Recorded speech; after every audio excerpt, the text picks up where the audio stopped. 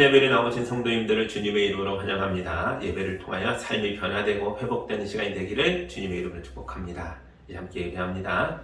하나님께 예배하는 사람은 영과 진리로 예배해야 합니다. 아멘.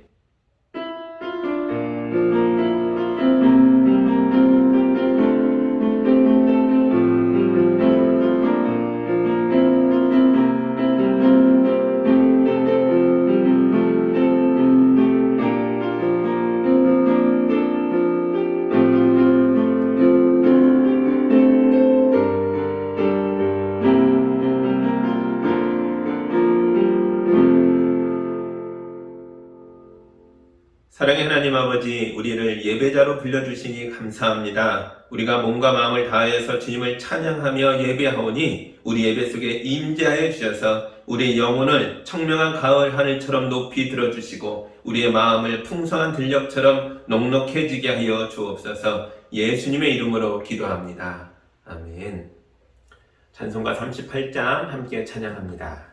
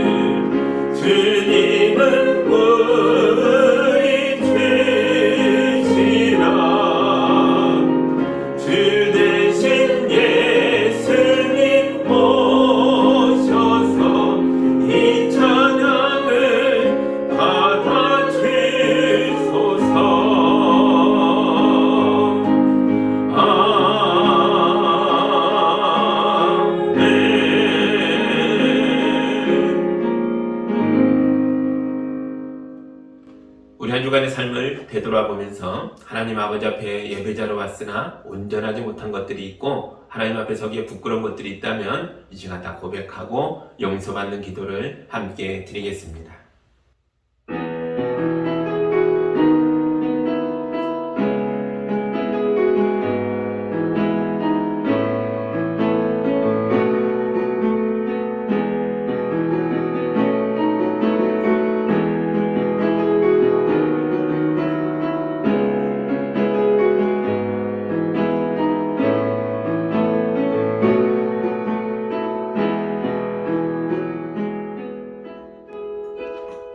우리를 불쌍히 여겨주시고 심판을 늦추시며 기다려주시는 하나님 아버지, 우리가 다시 한번 주님 앞에 엎드려서 우리의 잘못을 돌아보며 죄를 뉘우칩니다.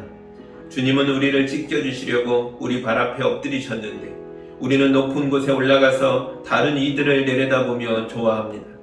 주님은 갚을 길이 없는 죄인들을 사랑으로 대접해 주셨는데 우리는 되갚을 수 있는 사람인지 아닌지를 판단하며 갚을 수 없는 자를 멀리하며 살았습니다. 우리의 사랑은 이기적이며 우리의 나눔은 지극히 계산적입니다. 주여 바싹 메마르고 야박해진 우리를 용서하여 주옵소서. 입으로만 바른 말을 하지 손과 발로는 제대로 살아내지 못한 우리를 용서하여 주옵소서. 우리를 주님의 십자가 앞에 다시 세우셔서 주님의 사람으로 회복시켜 주옵소서. 예수님의 이름으로 기도하옵나이다. 아멘. 우리 주님의 용서와 치유와 화해의 말씀을 들으시기 바랍니다. 그때 예수께서 말씀하시되 아버지 저 사람들을 용서해 주십시오. 저 사람들은 자기네가 무슨 일을 하는지를 알지 못합니다 하시더라. 아멘. 이 용서받은 자로서 참된 예배자의 마음으로 우리 모두 사도신경으로 신앙을 함께 고백하겠습니다. 나는 전능하신 아버지 하나님 천지의 창조주를 믿습니다. 나는 그의 유일하신 아들 우리 주 예수 그리스도를 믿습니다. 그는 성령으로 잉태되어 동정녀 마리아에게서 나시고 본디오 빌라도에게 고난을 받아 십자가에 못 박혀 죽으시고 장사된 지 사흘 만에 죽은 자 가운데서 다시 살아나셨으며 하늘에 오르시어 전능하신 아버지 하나님 우편에 앉아 계시다가 거기로부터 살아있는 자와 죽은 자를 심판하러 오십니다. 나는 성령을 믿으며 거룩한 공교회와 성도의 교제와 죄를 용서받는 것과 몸의 부활과 영생을 믿습니다. 아멘. 찬송가 84장 함께 찬양합니다.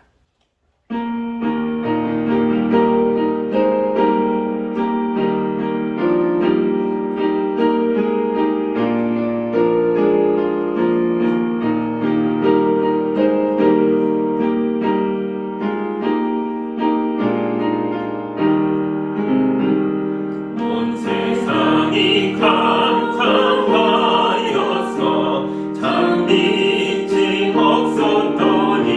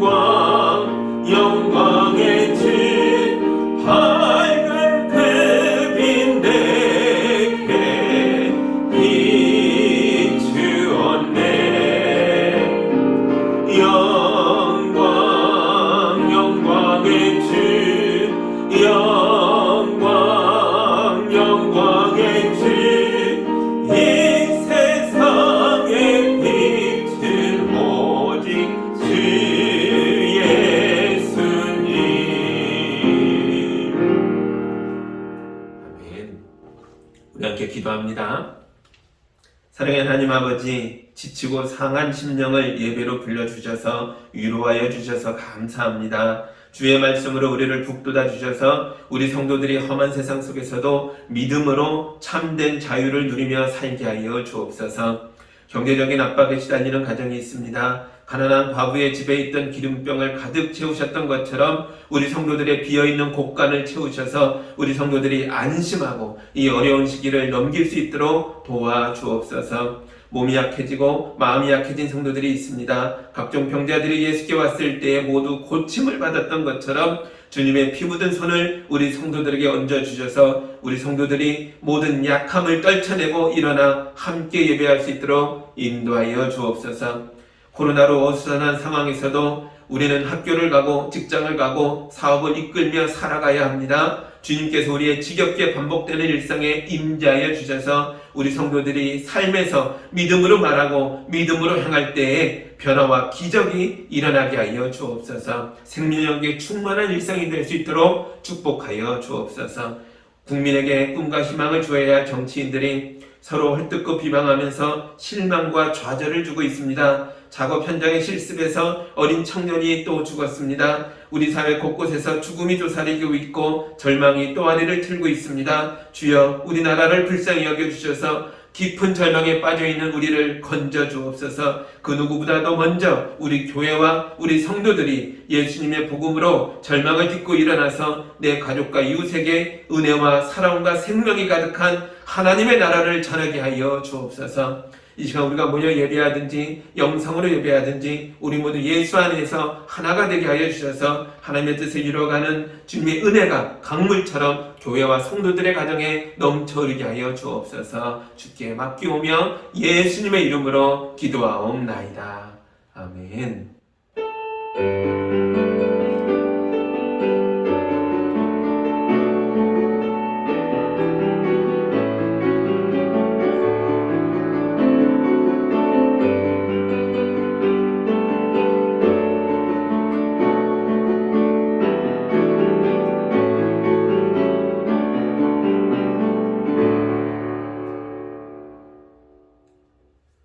하나님의 말씀 같이 봅니다. 오늘 우리에게 주시는 주님의 말씀은 요한복음 19장 23절에서 30절까지의 말씀입니다. 하나님의 말씀을 봉독할 때 여러분도 함께 보시기 바랍니다. 병정들이 예수를 십자가에 못 박은 뒤에 그의 옷을 가져다가 네 몫으로 나누어서 한 사람이 한 몫씩 차지하였다. 그리고 속옷은 이음새 없이 위에서 아래까지 통째로 짠 것이므로 그들은 서로 말하기를 이것은 찢지 말고 누가 차지할지 제비를 뽑자 하였다. 이는 그들이 나의 옷을 서로 나누어 가지고 나의 속옷을 엮어서는 제비를 뽑았다 하는 성경 말씀이 이루어지게 하려는 것이었다. 그러므로 병정들이 이런 일을 하였다. 그런데 예수의 십자가 곁에는 예수의 어머니와 이모와 글로바의 아내 마리아와 막달라 사람 마리아가 서 있었다. 예수께서는 자기 어머니와 그 곁에 서 있는 사랑하는 제자를 보시고 어머니에게 어머니, 이 사람이 어머니의 아들입니다 하고 말씀하시고 그 다음에 제자에게는 자, 이분이 내 어머니시다 하고 말씀하셨다. 그때부터 그 제자는 그를 자기 집으로 모셨다. 그 뒤에 예수께서는 모든 일이 이루어졌음을 아시고 성경 말씀을 이루시려고 목마르다 하고 말씀하셨다. 거기에 신포도주가 가득 담긴 그릇이 있었는데 사람들이 해면을 그 신포도주에 듬뿍 적셔서 우슬초 대에다가 꿰어 예수의 입에 갖다 대었다. 예수께서 신포도주를 받으시고서 다 이루었다 하고 말씀하신 뒤에 머리를 떨어뜨리시고 숨을 거두셨다. 아멘. 잠깐 기도합니다. 사랑의 하나님 아버지, 우리 예수님이 십자가에서 구원을 이루시고 말씀을 완성하시고 숨을 거두는 장면을 읽었습니다.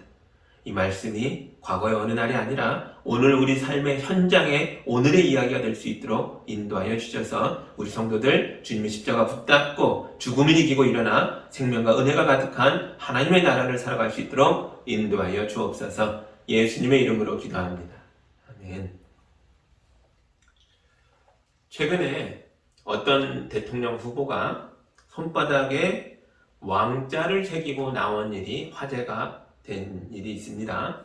이분이 검사 출신이시죠. 현역 시절에 엄정하게 법을 집행하신 분으로 알려져 있었는데 그런 분도 대통령 후보로 나오니까 손바닥에 왕자를 새겨야 할 만큼 불안감에 시달렸던 것 같습니다. 법대로만 했던 시절과는 많이 달랐다는 거죠. 이게 정치를 해보니까 그런 것 같아요.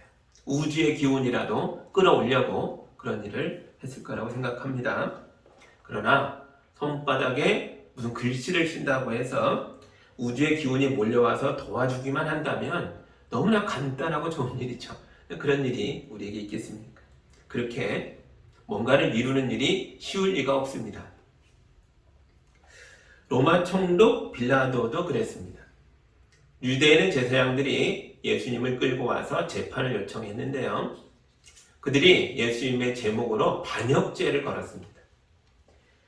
스스로 왕이라고 주장하는 사람이니 이 사람은 황제를 반역하는 반역자입니다. 십자가에 달아 죽게 해주십시오. 그런 처벌을 내려주십시오 라고 봤죠. 근데 빌라도가 직접 신문에 보니까 예수님에게는 십자가에 매달아 죽여야 할 만큼의 중죄가 없는 거예요. 죄가 없습니다. 법관으로서 빌라도는 죄 없는 사람을 즉시 풀어줘야 합니다. 그러나 그러지 않죠. 왜냐? 빌라도는 법관이기보다는 정치가였거든요. 제사장들이 반역자를 놓아주는 사람은 황제의 친구가 아닙니다 라고 소리치자 그 말이 너무 아픈 거예요. 그는 법관이 아니라 정치가니까요. 빌라도의 권력은 로마의 황제로부터 나왔죠.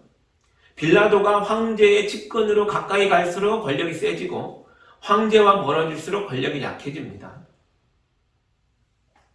제사장들이 바로 이 지점을 파고든 거죠. 심지어 제사장들이 말합니다. 로마의 황제만이 우리의 진짜 왕입니다 라고 외치죠. 제사장들이야말로 빌라도보다 더 노련한 정치가들이었던 거죠. 어디가 누구의 약점인지를 정확하게 알고 그걸 찌르고 들어갑니다. 무슨 말을 해야 이 사람을 조종하고 내 사람으로 만들고 내가 원하는 대로 움직여 갈 수 있는지를 너무나 잘 알고 있죠. 그래서 제사장들조차 하나님을 보지 않습니다.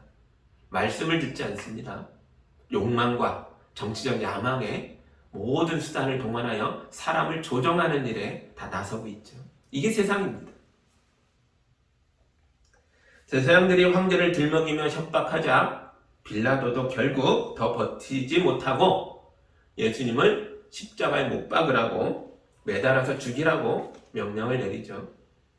빌라도는 세상의 왕에게 충성을 다하느라 그것만이 자기의 살 길이라고 믿었기 때문에 온 우주의 왕이신 예수님을 알아보지 못한 겁니다. 눈앞에 계셨는데도 그분 앞에 양심이 찔려지고 그분을 보며 뭔가 두려움을 느꼈는데도 알아보지 못합니다. 욕망이 더 큰 거죠. 여러분, 우리 예수님은 죄인들의 왕이 되기 위하여 십자가에서 죽으셨습니다. 예수님은 기적을 행하는 분이셨습니다. 예수님은 아픈 사람들이 오면 다 고쳐주셨죠.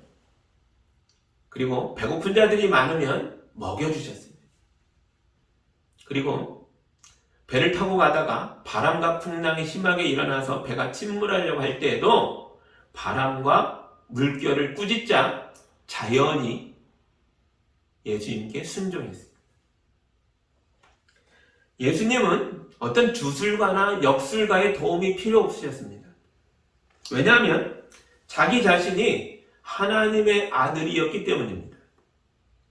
그런데 이런 위대하신 분이 우리의 왕이 되기 위하여 십자가에 달려 죽었습니다. 많은 사람들이 예수님의 제자인 요한에게 물었겠죠. 선생님, 왜 하필 십자가입니까? 정녕 십자가 밖에는 우리를 구원하실 만한 다른 방법이 예수님께 없었단 말입니까?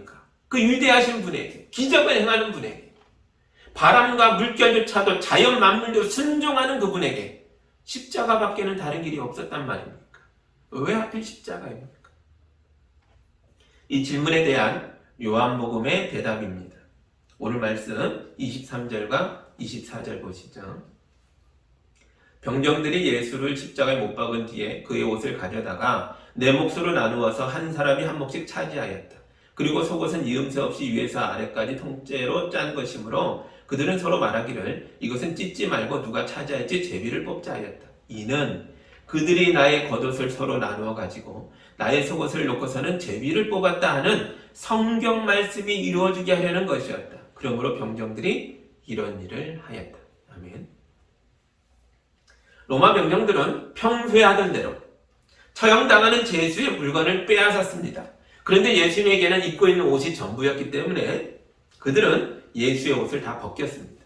그리고 겉옷을 제비 뽑아 한 몫씩 4명이 놀아가졌습니다. 그러니까 이 처형조가 4명이었다는 걸 알 수 있죠. 이들이 겉옷을 4조각으로 찢어가졌다라고 생각할 수도 있는데요. 예수님 시대의 복식을 연구했던 학자들은 실제로는 예수님의 겉옷, 허리띠, 두건, 신발을 샌달이죠. 이걸 나눠 가졌을 거다라고 추측하기도 합니다. 그런데 속옷이 문제였습니다. 속옷은 통으로 짠 것이라서 찢어버리기 너무 아까운 거예요. 그래서 제비 뽑기를 해서 4명 중에 하나가 한 몫 더 가져간 거죠. 하나님의 아들이시며 우리의 왕이신 예수께서 속옷마저 빼앗기고 벌거벗겨진 채로 십자가에 매달려 있습니다. 그리고 이건 지켜보는 사람들에게는 너무나 비참하고 비통한 장면이었을 겁니다. 사도 요한은 예수님의 비참하고 비통한 십자가를 처음부터 끝까지 다 지켜본 사람입니다. 그러므로 그도 예수께서 십자가 말고 다른 길은 없었을까? 꼭 십자가에 앉는가라는 질문을 가지고 있었겠죠. 그러던 어느 날 요한이 시편 22편을 읽다가 메시아에 대한 예언이라는 그 시편 22편을 읽다가 어느 한 구절이 확 찔렸겠죠. 시편 22편 18절에 이런 구절이 있는 거죠. 나의 겉옷을 원수들이 나누어 가지고 나의 속옷도 제비를 뽑아 나누어 가집니다. 여기다 써놓은 거예요. 이 말씀이 이루어졌다. 요한이 예수님의 십자가 사건을 목격자로서 하나하나 다 되짚어보니까 한순간이 다 하나님께서 이미 말씀하셨던 성경이 이루어지고 있었던 거죠. 주님의 말씀이 우리를 구원하겠다는 하나님의 약속이 완성되고 있었습니다. 예수님이 걸어가신 십자가의 길은 인류의 구원을 향해 오랫동안 준비해 놓았던 하나님의 말씀의 예언이 성취되는 길이었던 거죠. 28절과 29절도 보시죠. 그 뒤에 예수께서는 모든 일이 이루어졌음을 아시고 성경 말씀을 이루시려고 목마르다 하고 말씀하셨다. 거기에 신포도주가 가득 담긴 그릇이 있었는데 사람들이 헤매는 그 신포도주에 듬뿍 젖어서 우슬초대에다가 꿰어 예수의 입에 갖다 대었다. 아멘. 예수님께서 십자가 위에서 내가 목이 마르다라고 말씀하셨습니다. 왜 아니겠습니까? 몸속의 피가 다량으로 빠져나간 상태입니다. 얼마나 목이 마르시겠습니까? 그런데 이런 지극히 인간적인 고통의 호소마저 성경 말씀을 완성하고 있었다는 거죠. 시편 69편도 메시아 시편입니다. 메시아가 인류를 구원하기 오셔서 어떤 고난을 겪어야 할지에 대한 예언의 말씀이 거기에 있습니다. 시편 69편 21절 하반절에 보면 목이 말라 마실 것을 달라고 하면 그들이 나에게 식초를 주었습니다. 이런 구절이 나옵니다. 이때 식초는 포도주가 오래돼서 발효되어 시큼해진 겁니다. 이 말씀처럼 예수님이 내가 목마르다 십자가에서 인간적인 고통 속에 한마디를 하셨을 때에 로마 병사가 스폰지 같은 해면에다가 시큼한 포도주를 듬뿍 적셔서 높이 달려있는 예수님의 입술에 대어주었습니다. 예수님은 병사가 입에 대주는 신포도주를 받으시고 이렇게 말씀하셨습니다. 30절입니다. 예수께서 신포도주를 받으시고서 다 이루었다 하고 말씀하신 뒤에 머리를 떨어뜨리시고 숨을 거두셨다. 아멘. 요한복음이 기억하는 예수님의 마지막 말씀은 다 이루었다 라는 말씀입니다. 이 말씀은 요한복음의 전체를 관통하고 있는 중요한 말씀 중에 하나입니다. 로마 황제는 왕이 되려다가 실패한 사람을 십자가에다 매달았습니다. 자유를 꿈꾸며 탈주했던 노예가 잡혀오면 그 노예도 십자가에다 매달았습니다. 새로운 세상을 꿈꾸며 혁명을 일으켰던 사람들도 혁명을 실패했을 때 그들을 다 잡아다가 십자가에 매달았습니다. 그러므로 십자가는 세상에서 버림받고 실패한 사람들, 그들을 매다는 곳이었던 거죠. 십자가는 예수님의 인생에서도 가장 낮은 자리였습니다. 갈릴리와 유대 전역에서 환영받던 예수님이셨는데, 추종자들을 구름대처럼 몰고 다니셨던 예수님이셨는데, 지금은 세상의 모든 사람들로부터 버림받아 가장 낮고 천한 십자가에 매달려서 벌거벗겨진 채로 죽어가고 있습니다. 그런데 우리 예수님은 세상의 밑바닥보다 더 낮고 천한 십자가에서 머리를 떨어뜨리고 숨을 거두시면서 내가 다 이루었다 라고 말씀하셨습니다. 예수님은 사역의 초기 부분에서 내 때가 아직 오지 않았다 라고 말씀하셨죠. 사역의 중간 부분에서 내 때가 다가오고 있다 라고 말씀하셨습니다. 그리고 후반부에선 때가 되었다, 예루살렘으로 가자 라고 말씀하셨습니다.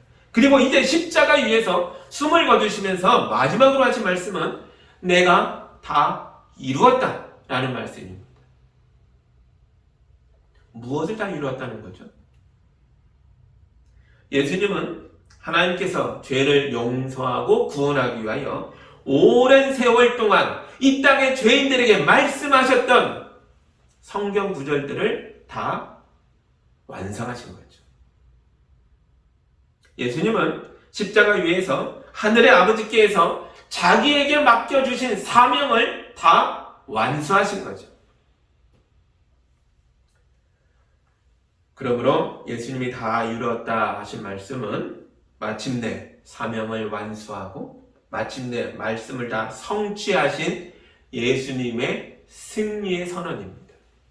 원래 십자가는 실패의 상징이죠. 혁명을 실패하고 왕이 되고자 했던 반역에 실패하고 자유를 꿈꾸며 탈주했던 그 탈출에 실패했을 때 십자가에 매달리기 때문에 십자가는 당대의 실패의 가장 낮은 자리의 상징입니다. 비참함의 상징이죠. 그런데 아닙니다. 예수의 십자가는 완성의 상징이고 완수의 상징이고 승리의 상징입니다.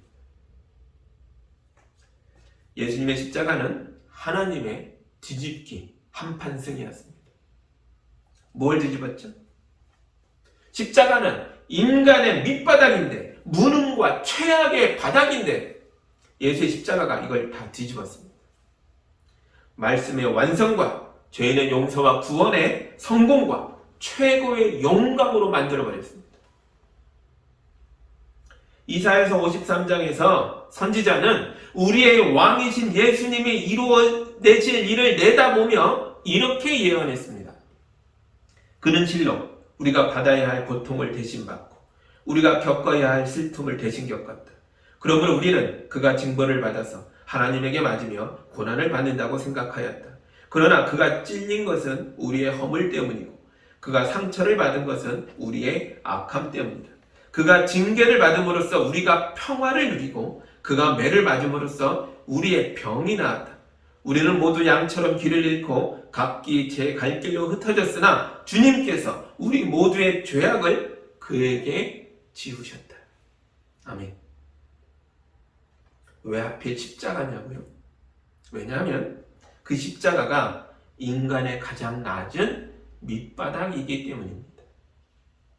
예수님은 이 밑바닥을 뒤집어서 거룩한 승리로 바꾸셨습니다. 자기 자신을 위해서가 아니죠. 저와 여러분을 위해서입니다. 그러므로 예수님을 믿고 예수님의 십자가를 바라보는 사람은 구원을 받을 것입니다. 삶이 지옥 같고 고통스러우십니까? 예수님이 우리가 받아야 할 고통을 대신 받으셨습니다. 그러므로 예수님을 믿고 고통에서 해방되기 바랍니다. 실패와 좌절과 절망으로 슬프십니까? 예수님은 우리의 슬픔을 대신 겪으셨습니다. 그러므로 예수님을 바라보며 슬픔에서 벗어나시기 바랍니다. 예수님의 십자가를 쳐다봐야 합니다. 예수님께서 십자가에서 우리의 구원을 다 이루셨다는 걸 믿으십시오. 그러면 우리는 평화를 누리며 몸과 마음의 병이 나을 것입니다. 예수님은 죄인의 삶에 희망을 불어넣어 주고 계십니다. 길을 잃고 헤매던 우리를 하나님의 나라로 인도하여 주고 계십니다. 십자가를 바라보는 자는 구원을 받을 것입니다.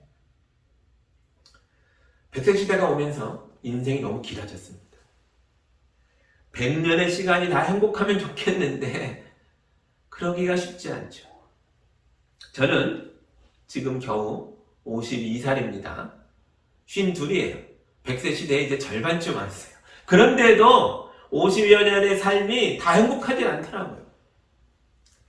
특히 저희 20대가 가장 끔찍했던 것 같아요. 저는 20살부터 아팠고 여러 실패와 좌절을 많이 겪었습니다. 무려 29살에 이르기까지 거의 10년 동안을 제대로 살아보려고 몸부림쳤지만 하나도 만족스럽지 않았던, 실수와 실패 속에 몸과 마음이 다 무너지고 지쳤던 그런 시간들을 보낸 것 같습니다. 죽을 만큼 힘든데 어디 가서 그 누구에게도 내가 이렇게 힘들다 말할 곳이 없더라고요.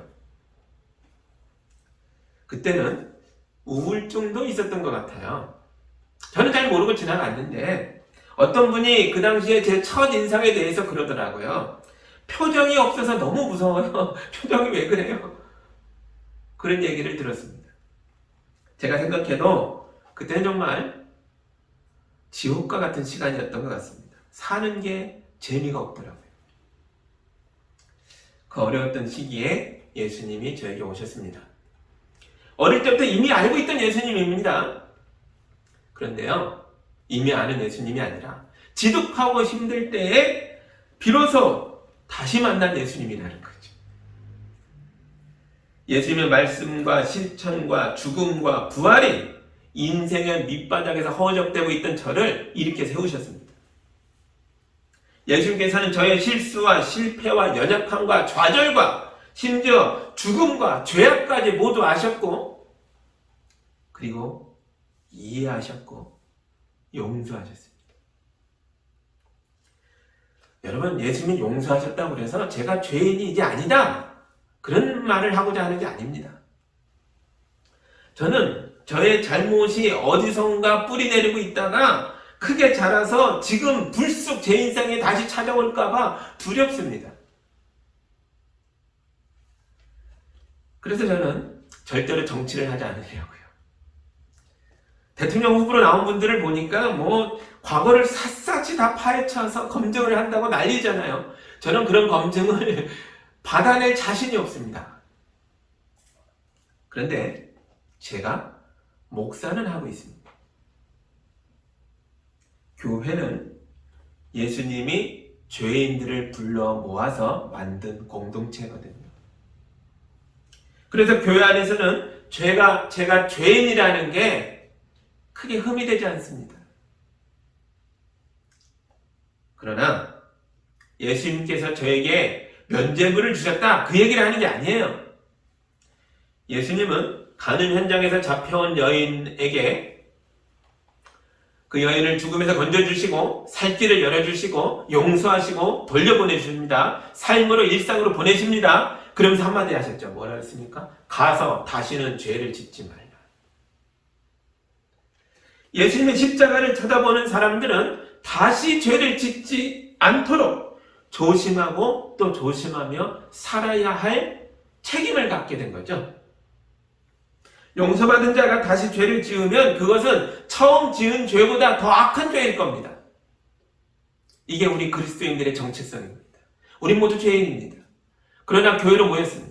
죄인들이 서로를 죄인이라고 정죄하지 않고 용서받은 자라고 서로를 사랑하며 아껴줍니다. 그렇다고 해서 다시 죄를 짓는다면 우리 사랑의 공동체는 순식간에 지옥으로 변할 겁니다. 교회가 왜 하나님의 나라입니까? 의인들이 모여있기 때문입니까? 아니죠.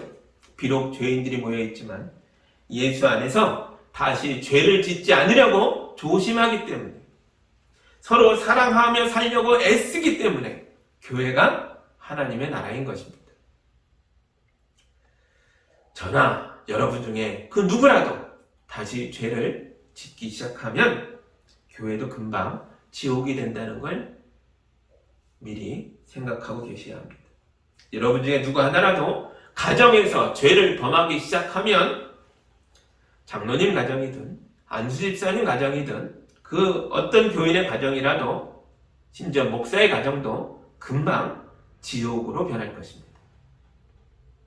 그러므로 여러분, 우리는 예수님을 본받아야 합니다. 예수님을 계속 쳐다봐야 합니다. 26절과 27절 보시죠. 예수께서는 자기 어머니와 그 곁에 서 있는 사랑하는 제자를 보시고 어머니에게, 어머니, 이 사람이 어머니 아들입니다 하고 말씀하시고, 그 다음에 제자에게는 자, 이분이 내 어머니시다 하고 말씀하셨다. 그때부터 그 제자는 그를 자기 집으로 모셨다. 아멘. 예수님이 이 말씀을 어디서 하셨습니까? 십자가 위에 매달려서 물과 피를 다 쏟으며 큰 고통 속에 죽어가고 있는 가운데 하신 말씀입니다. 예수께서는 극심한 고통 속에서도 십자가 밑에서 울고 있는 자기 어머니를 걱정하셨습니다. 여러분, 우리 예수님은 하나님의 말씀을 성취하시고 하나님이 주신 사명을 이루기 위하여 가정을 버리고 부모도 버리고 하나님만 쳐다보며 살았던 분이 아니십니다. 절대로 그런 분이 아니십니다. 예수님은 하나님의 사명을 감당해 가는 가운데서도 십자가의 완성의 자리에서도 어머니를 보셨습니다. 그리고 그 어머니를 사랑했습니다. 그리고 그 어머니를 아마 50대 초중반쯤 됐겠죠. 그 당시 나이로 보면. 그 어머니를 믿을 만한 제자에게 부탁하셨습니다. 여러분, 이것도요, 하나님의 말씀을 성취하는 길입니다. 출애굽기에 있잖아요. 십계명에 있잖아요. 너의 부모를 공경하라. 교회 때문에, 예배 때문에, 하나님의 사명 때문에 부모에게 소홀하고 자식에게 소홀하고 가정에 소홀하다면 그것은 성경을 몰라도 너무 모르는 행위들입니다. 하나님의 말씀을 알면 알수록, 예수님을 닮으면 닮을수록 우리는 더욱더 내 가족을 사랑하고 아끼고 이웃을 사랑하며 나라와 민족을 사랑하게 될 것입니다. 세상의 모든 생명을 아끼고 사랑하게 됩니다. 이 우주 만물이 다 하나님의 창조의 손길이 닿은 것들이니까요. 하나님의 나라가 그런 곳입니다. 이사야서 11장에서 선지자가 하나님 나라에 대해서 이렇게 노래합니다. 그때에는 이리가 어린 양과 함께 살며 표범이 새끼 염소와 함께 누우며 송아지와 새끼 사자와 살진 짐승이 함께 불을 뜯고 어린아이가 그것들을 이끌고 다닌다. 암소와 곰이 서로 벗이되며 그것들의 새끼가 함께 눕고 사자가 소처럼 풀을 먹는다. 젖먹는 아이가 독사의 구멍 곁에서 장난하고 젖된 아이가 살무사의 굴에 손을 넣는다. 나의 거룩한 산 모든 곳에서 서로 해치거나 파괴하는 일이 없다. 물이 바다를 채우듯 주님을 아는 지식이 땅에 가득하기 때문이다. 아멘. 하나님의 나라는 서로 해치거나 파괴하는 일이 없습니다. 하나님의 나라는 사랑과 용서와 평화가 가득한 세상입니다. 여러분의 가정과 우리 교회가 하나님의 나라가 되기를 주님의 이름으로 축복합니다. 아멘. 예수님의 부탁을 받은 제자는 예수님의 어머니 마리아를 자기 집으로 모셔갔다라고 나오죠. 그런데 여기서 짚고 넘어가야 할 게 하나 있습니다. 예수님에게는 다른 동생들이 있었잖아요. 그런데 왜 친동생들이 아니라 제자에게 어머니를 부탁한 걸까요? 왜냐하면 이때만 해도 예수의 동생들은 믿음이 없었기 때문입니다. 아무리 마리아의 친자식들이라고 해도 불신앙의 상태에서는 자기 가정을 하나님의 나라로 만들 수가 없었던 거죠. 여러분 이건 잘 아셔야 됩니다. 우리가 인간의 밑바닥인 죄성을 십자가에다 못을 받고 우리를 위해 흘리신 예수의 피로 회개하고 변화되었을 때에 비로소 우리는 하나님의 나라를 소유할 수 있는 겁니다. 다시 한번 말하지만 하나님의 나라는 의인들의 나라가 아니라 용서받은 죄인들의 나라입니다. 내가 죄인이란 걸 알고 인정해야 비로소 우리가 제대로 된 사랑을 나눌 수 있다는 거죠. 내가 죄인인 걸 알 때 비로소 우리는 다른 사람의 연약함을 비웃지 않고 보듬어 줄 수 있습니다. 다른 사람의 짜증과 신경질을 나무라지 않고 이해해 줄 수 있습니다. 누군가가 화를 내거나 크게 울부짖을 때에도 그의 슬픔과 열등감과 우울함이 폭발하고 있다는 걸 알기에 오랫동안 참고 기다려줄 수 있습니다. 목사님 저도 딱 이 마음으로 우리 성도들을 만나고 있는 겁니다. 제가 의인의 마음으로 여러분을 만난다면 저는 여러분의 어려움을 비판하고 야단치고 훈계하려고 들었겠죠. 그거밖에 안 되냐 이런 소리 했겠죠. 그러나 저도 죄인이기에 저도 실패와 좌절을 겪었기에 깊은 우울감에 절망했던 적이 있기에 여러분의 연약함을 이해합니다. 제가 여러분을 충분히 돕지 못해서 늘 죄송한 마음뿐입니다. 여러분 서로를 보실 때 이분이 예수님이 내게 맡긴 주님의 어머니라고 생각하시기 바랍니다. 그러면 서로를 대하는 태도가 달라질 수 있습니다. 저는 제 자녀들도 그렇게 봅니다. 하나님의 아들이고 하나님의 딸인데 하나님께서 이 귀한 자녀들을 저에게 맡기셨다고 생각합니다. 그러니 제 마음대로 양육할 수가 없습니다. 하나님의 자녀이기에 하나님의 방법으로 양육하려고 노력하고 있습니다. 제게는 예수양기교회 성도들 한 분 한 분이 다 그렇습니다. 여러분은 모두 하나님의 자녀들입니다. 예수님의 십자가에서 피 흘려서 건네주신 주님의 사람들입니다. 저는 이런 귀한 성도들을 잘 돌보라고 예수님이 저에게 부탁하셨다고 생각합니다.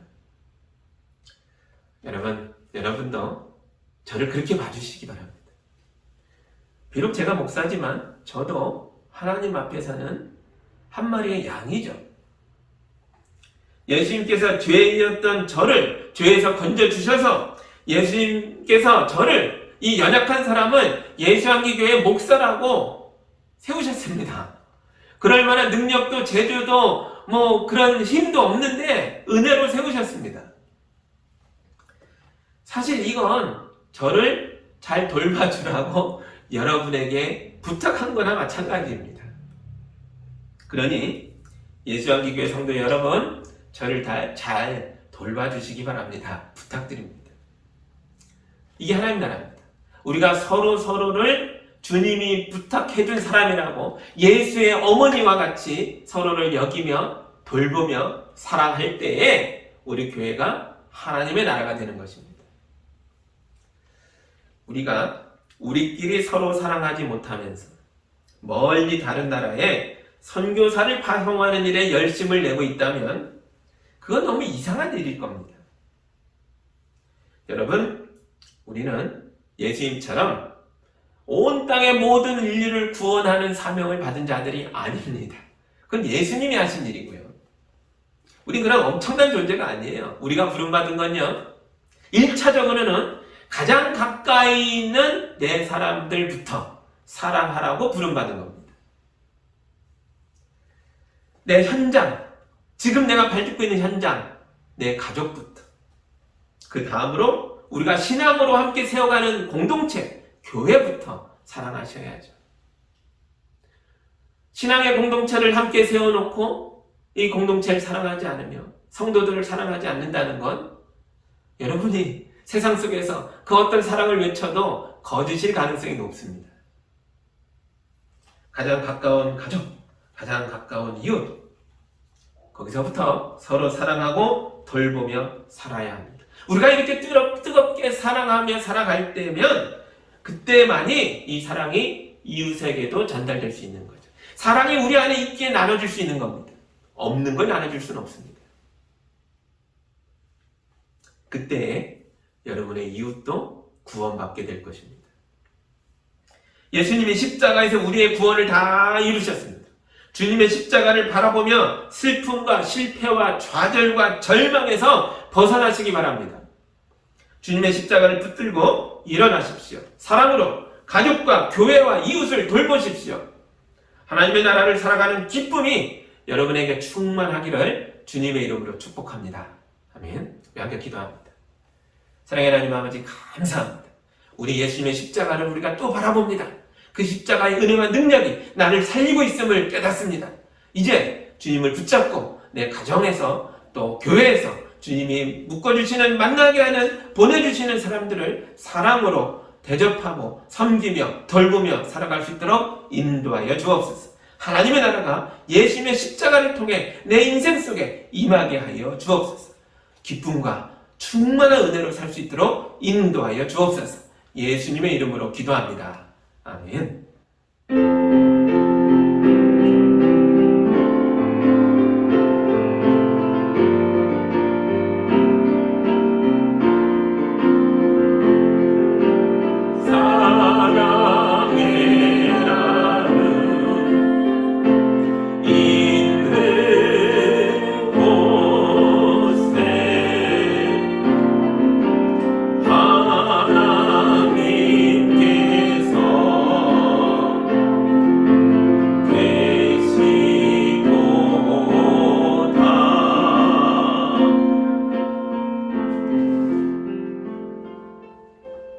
사랑의 하나님 아버지, 우리 성도들의 삶을 축복하여 주옵소서. 삶의 현장에서 궁핍하지 않도록, 어려움을 겪지 않도록, 낮아지지 않도록 붙들어 세워 주옵소서. 십자가가 모든 걸 뒤집어 엎었던 것처럼 우리 성도들의 연약함을 뒤집어 엎어 강하게 해주시고, 낮아짐을 뒤집어 엎어 하나님의 반석에 높이 세워주시고, 부족하고 좌절하고 절망했던 것들 뒤집어 엎어 기쁨과 충만함으로 이끌어 주옵소서. 우리 성도들 물질을 주님께 올려드립니다. 귀한 예물을 구별하였습니다. 이것이 믿음의 고백인 줄 믿습니다. 이 귀한 예물을 통해 하나님의 뜻을 펼치며 교회가 거룩해지며 이웃의 눈물을 닦아주며 하나님의 나라를 죽음과 절망을 살아가는 사람들에게 선포하게 하여 주옵소서. 우리 성도들 담대하게 살 수 있도록 축복하여 주옵소서. 예수님의 이름으로 기도하옵나이다. 아멘.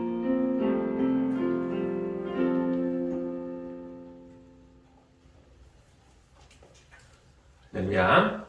10월 말 정도면 백신 접종 2차까지 완성되는 게 한 70%쯤은 도달할 수 있다라는 예측이 되고 있고요.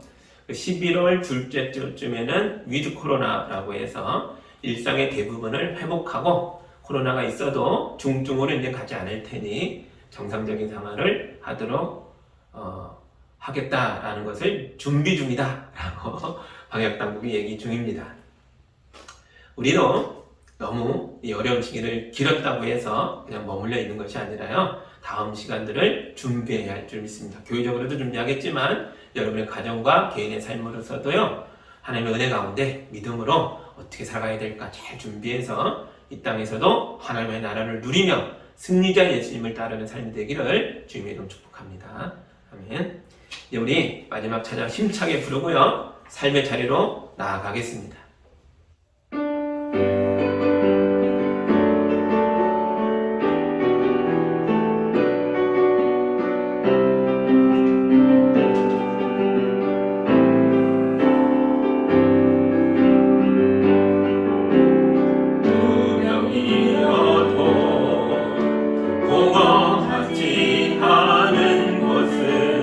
예수 안에 난 만족하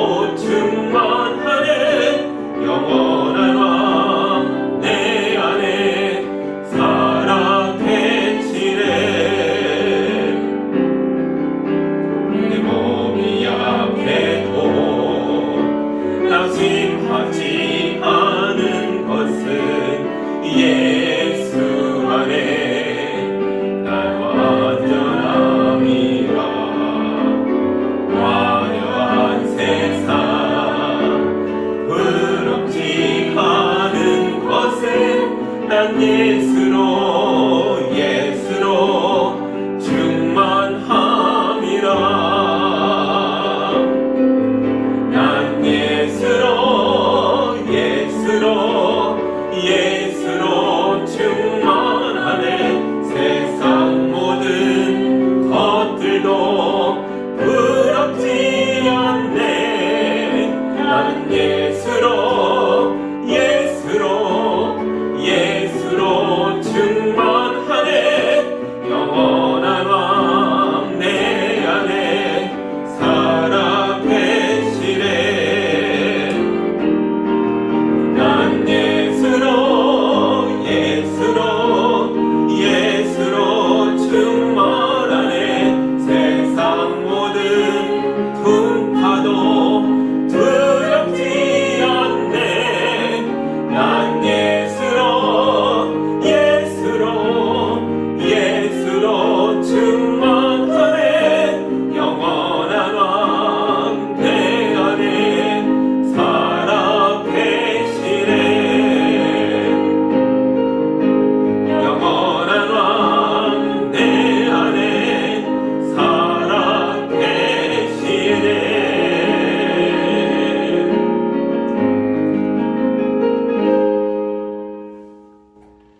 이제는 죄인을 용서하고 구원하는 주의 말씀과 인간의 밑바닥을 뒤집어 생명이요 구원이요 승리가 되게 하시는 예수 그리스도의 은혜와 그 아들을 십자가로 내어주신 하나님의 크신 사랑하심과 주님을 바라볼 수 있도록 우리를 격려하여 주시는 성령님의 보호하심이 말씀에 아멘하고 십자가 바라보며 이 땅에서 하나님의 나라를 가정과 교회와 터전 위에 이루고자 믿음으로 나아가는 성도들 위해 이제로부터 영까지 함께하기를 간절히 축원하옵나이다.